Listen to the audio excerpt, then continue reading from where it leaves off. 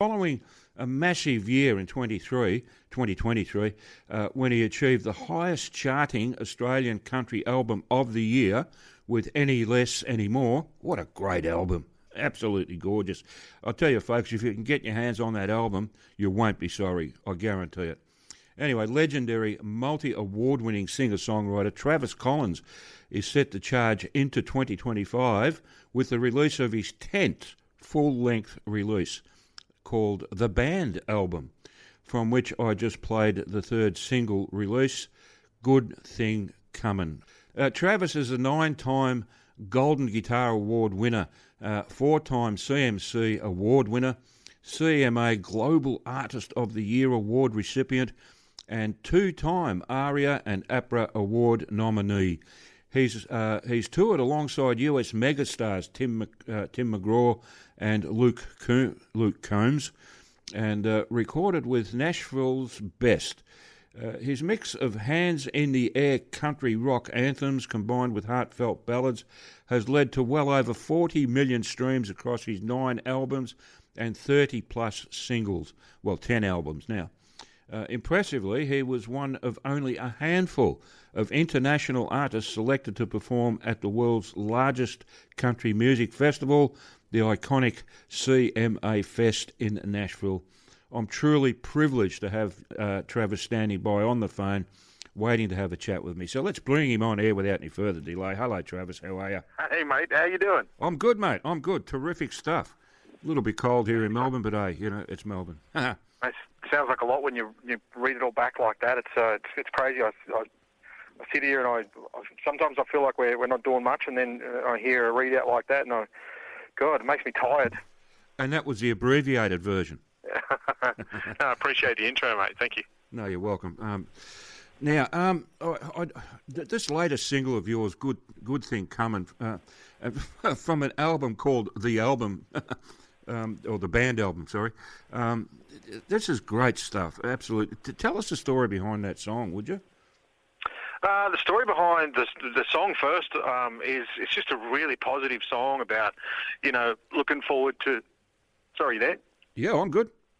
Yeah, it's a really positive story. It's just about, having a good outlook on life and knowing that just around the corner something good's coming, and you might catch a break where you least expect it. And I think if we go through life in that way, everything gets a bit easier. I think no matter what our status or what our problems are compared to other people, it's just a great mindset to live in, is that, I need to catch a break, and I'm sure I will, just around the next band. And, I love writing it. It's been a great one to record, and the response from fans and radio has been amazing. And it's part of an album called The Band Album, which...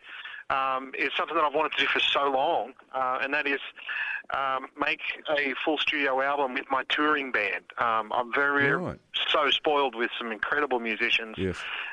Great singers. My God, my band. I could rave all day about how good they are. And it was just an awakening when I realised we'd never actually created an album together.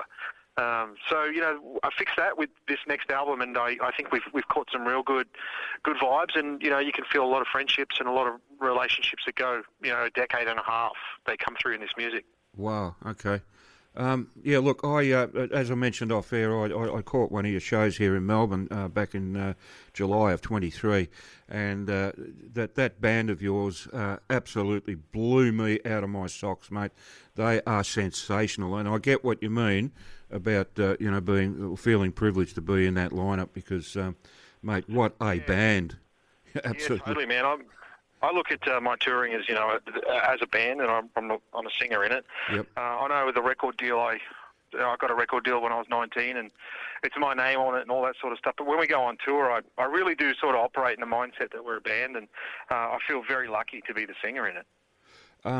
As I would, but I'll tell you, there was one part of the performance where you and 2 of the other members in the band, I think the guitar player, maybe the bass player, I can't remember, but anyway, there were 2 other members in the band and you doing 3-piece harmonies a cappella, and it was absolutely...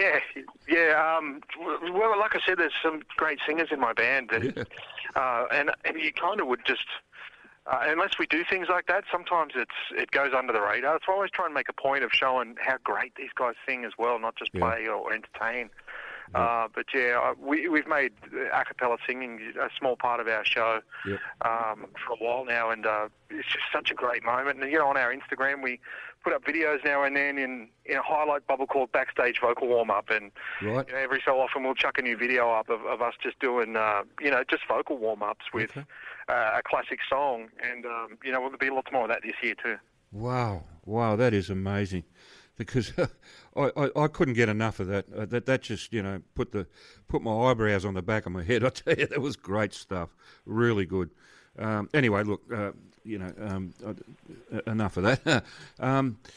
What actually drew you to the music industry? I always like to ask that because, I mean, I always wonder how you wake up one day and decide I'm going to be a rock star, and it's. I think for me it was a natural progression. I never really thought it would be something that I did for a career, but it was something that I gravitated towards as an interest very young. My dad played music, and so guitars and different instruments were always knocking around the house. When I sort of learned a few chords, Dad would tuck me under his wing, and I'd go and play the odd gig and pick a little bit of guitar with him on the few songs that I did know. Right. But it really did light a fire and a passion in me, and it sort of grew throughout my teenage years and high school. And by the time I finished school, I was playing gigs in bars, and I started just to see it as a respectful enough job that I was able to go out and play a couple of gigs on the weekend and see parts of the country, and I was still okay. I was making enough money, the same as my friends were working, at the jobs that they were doing apprenticeships for. I thought, so maybe this is something I can chase and pursue. It seems like I'm on par with everybody else, so why not just chase it and see how far it can go? And I never dreamed that it'd be 20 years down the track, and I'd put out new songs and albums and get to talk to people on radios. To this day, it's something I'm really proud of. And I reckon you got another 20 years in you at least. I hope so, mate.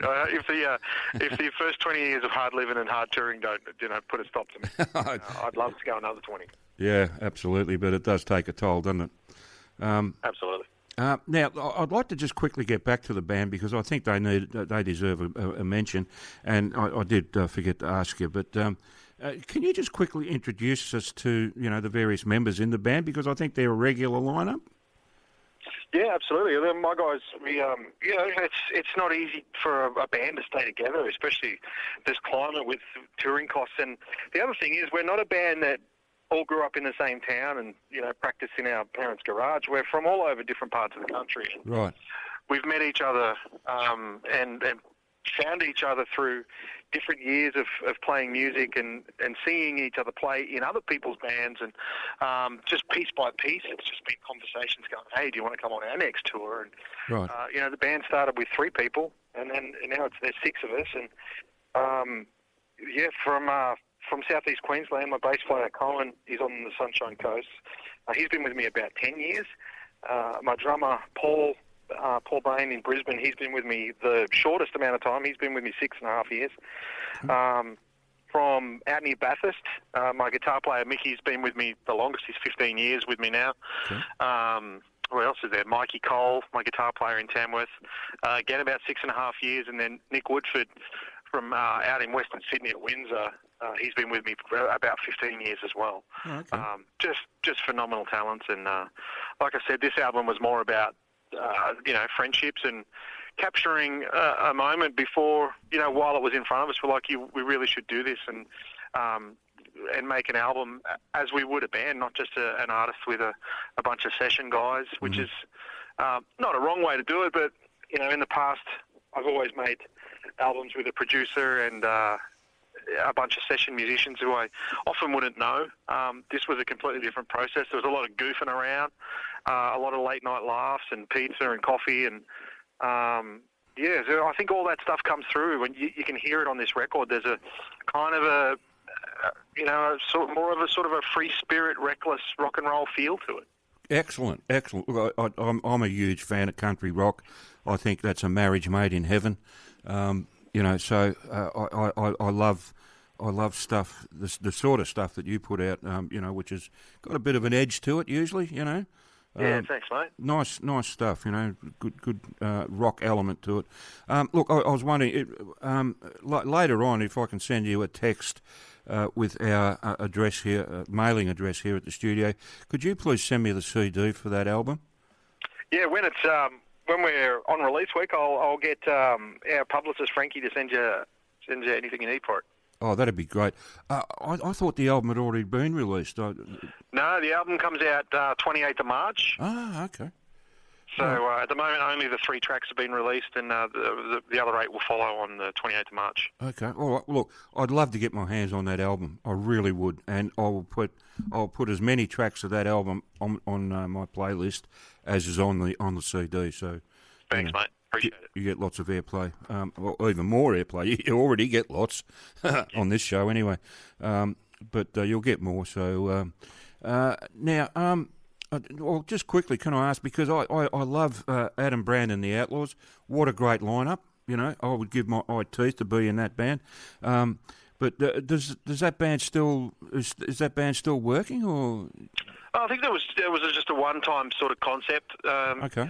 The same way that I did the band album, I think Brandy was at a point in his career he wanted to do something different, and right. He got creative and called on a few of his close friends, and for a bit of a miraculous lineup of schedules, we managed to pull it off for about a 4-month window of the year where we were able to go out and do this tour, which if you tried now, you just would never get those 5 people to be available at the same time. No, I was surprised to see them all together, to be honest. Pretty remarkable getting in the studio and recording, some of our favourite covers and things like that. It was a really fun project and a great tour, but I think there was a one-time project, and that's not to say Brandy couldn't do it with some other people, but I think that original lineup would have been a one-time thing, which is what made it so special. Yeah, well, I got that. They're some of my most played tracks. Adam Brand and the Outlaws with you guys, and right. The YouTube video is just phenomenal. I never get sick of watching that one. Awesome. Great stuff. But anyway, we'll get back to Travis Collins. So, as a performer, what's been your most memorable experience so far? I know that's a big question, but, just pick one. I mean, it's not any one particular moment. It's just any time that you get a crowd in full voice singing lyrics back that you wrote. It's something that happens, enough that you think you'd get used to it, but you never do. It's just when you break it down in the band and you just put the lights up on the crowd and you just let them sing something back to you. Yeah. It just blows my mind. It's my absolute favourite part of this job. Okay. People singing a song that struck a chord with them, that started as an idea and something that I felt like I should say, and you're always nervous when you put songs out because you don't know if they're going to find their mark or find their people, as I put it. And then you get a 500 of them in one space, and they're all screaming the song back at you, and it just it feels like sometimes I don't really own the songs I write. I write the songs for the fans to own them. Yeah, fair enough. That's a good attitude. I like that. Yeah, nice. So, yeah, as you said, you've got 20 years under your belt, so I mean that's a great deal of experience. But so I've got to ask, what advice would you have for someone who's just starting out in country music? Mate, I wouldn't actually be anyone to take advice off with that. I don't know where I'd start these days. It's such a different, such a different business from when I started. Like back when I got a record deal, thankfully, you had a record deal, a good manager, and you started putting music out, and you hit the road and you played everywhere you could. Yeah.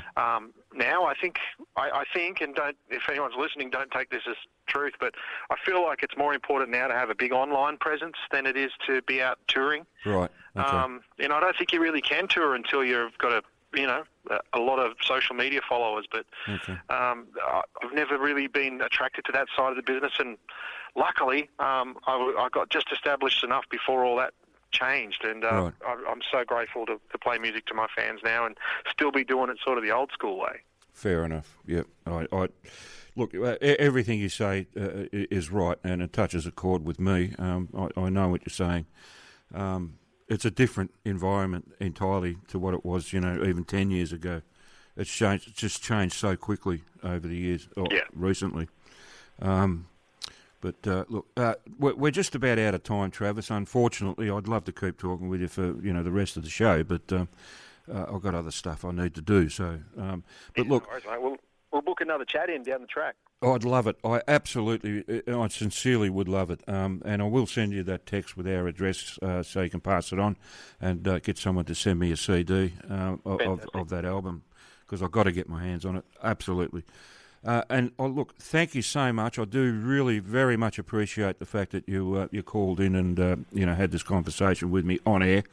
I know it's a big ask, but I do No worries. I do appreciate it very, very much. No, all good, mate. Thank you very much. Okay, and as you say, hope we can do it again. But in the meantime, all the best to you, and just have a really good time, and just look after yourself and all the people you care about. So have a good one. No problem, mate. You too. Thank you. All right, thanks, Travis. Bye. Bye-bye.